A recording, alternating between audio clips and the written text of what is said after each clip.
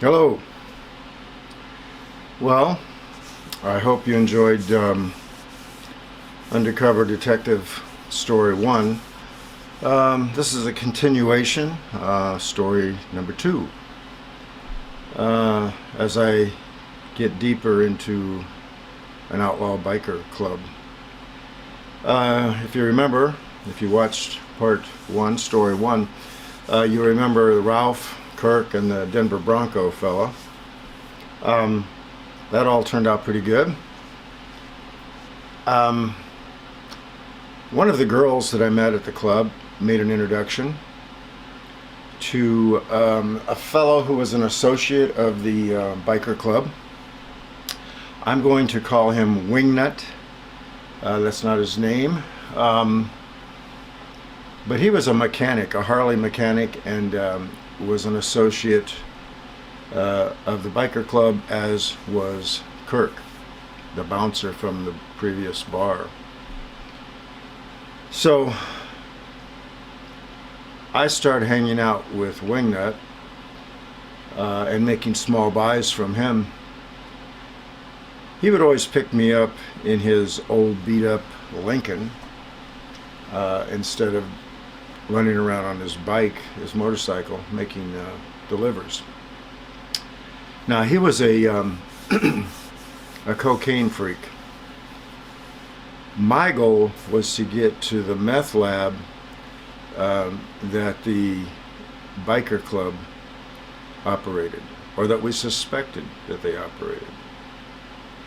Now, when I first mentioned this to Wingnut, it was like, whoa, no, I don't mess with meth. That belongs to them, referring to the biker club. This is their territory, so is Denver, so are several other big cities and several other states. I don't go there. And his concern wasn't so much about himself, because he ran with these guys. He was worried about his girlfriend, and he talked about her a lot and worried what might happen to her. Well, this was kind of a problem because when you work undercover narcotics, one of your main concerns is controlling the people, whether they're informants or people that you're buying from. You always try to control the situations. So getting into his vehicle and having him drive around as we did the deals inside his car was kind of against our rules, but I had enough experience and enough confidence to pull it off. And of course, I always had a surveillance car following in case things went bad. And would usually have a body mic on so they could monitor what was happening. Well, this went on for numerous small cocaine buys. I'm talking $300 or $400 buys, what we used to call 8 balls. And I told him, I needed to do meth. I wanted to get into the meth, and he just backed off, and it was like, get out of the car. We're not talking about that anymore. So I realized that was going nowhere. So I had to either go ahead and arrest Wingnut for the buys that I'd made, or I had to make a big purchase from him and make it worthwhile, and maybe get some more leverage on him to do something bigger, maybe with the bikers. I went out of town on a little vacation with my wife, and I got this brainstorm. Don't have too many of those. But again, controlling the people is critical. So I conceived this idea of stepping up to a bigger deal with Wingnut. So I pulled into a convenience store and I used an old payphone. And I called operator, and I tried to make a collect call to Wingnut using my undercover name, of course, and knowing that if he accepted that collect call and was willing to pay for it, that I was taking a little bit of control of him. And he accepted the call, which was sweet. But all right, I've got some leverage now. So what I tell him is that I'm out of state, and I'm in a college town, and there's been a big federal bust there, and the cocaine is dried up, and I need like a pound of cocaine or more now. Can you do it or not? Kind of put some pressure on him. And so we kind of kicked around our price, and he says, yeah, I can do that. It's going to take me a few days. And I'm like, I don't have a few days. They need this stuff now. Somebody else is going to step in and do this. I can turn a big profit. I need to come and get this coke and get back to this college town. He says, all right, I'll take care of it. So I get back to Colorado Springs, and the deal's set. Only this time when I get picked up by the girlfriend. So I'm losing control here maybe. But I hop in the old Lincoln, and she's driving, and I understand right away why he was so worried about her. She was a beauty, a beautiful biker girl, and very sweet. And we got along very well. And she took off driving. I'm assuming that Wingnut is following, and a little concerned about him making my surveillance, my team, or I'm expecting him to make the delivery. She wouldn't really tell me anything. But she drives directly to Wasson High School parking lot. This is summertime, school's not in. And we pull into the empty parking lot, and we just park. And just chit-chat a little bit. And she says, it'll be here. And like most dope deals, people don't show up on time. But within about 10 minutes, this really nice van pulls in. And I realized right away that the driver is a middle-aged gentleman, is all I can say. Didn't look like a drug dealer at all. He pulls up close to us, and she says, we need to get in the van. Again, kind of breaking the rules, but I'm this far in, and I know my surveillance team has the parking lot covered.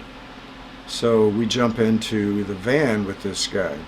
As I get in, I see that he's nicely dressed. I get into the back of this really nice van. She jumps in the passenger seat, leans over, gives him a kiss on the cheek, and I realized, oh, I know who's in control of this situation. So that was her leverage to get him to bring us whatever we needed. And that's probably the same guy they were getting their coke from that I'd been buying already. Introductions are made, and right away he hands me a Ziploc bag with what looks like a pound of cocaine. Looks good to me. I give him the money. He requested all 20s, used 20s, which was normal. And that was it, a quick slam dam, let's get the heck out of here deal. That's the way you want them to go. So as we're exiting the vehicle, I promise I'll be back. We'll do this again. If this stuff is good, he guarantees that it's really high quality. And as we walk toward the Lincoln, I give the bus signal. My team comes in and arrests the young lady and this older gentleman. Boom. That's it. Don't know where Wingnut is. We pick him up later.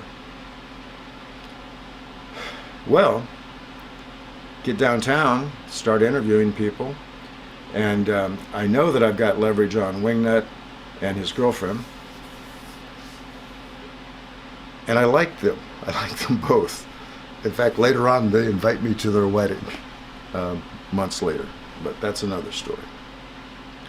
If you want to hear how these kind of things work out, if I can point out my book again, which is now on Amazon, talks about how these drug deals work. There's some romance, lots of suspense, drama. It's kind of based on who I was, but of course it's a fictional character in the book. But if you would, check that out on Amazon, House Secrets, under Amazon Books. So, start interviewing this fellow, and lo and behold, kind of like our Ralph situation, this is a high-level person.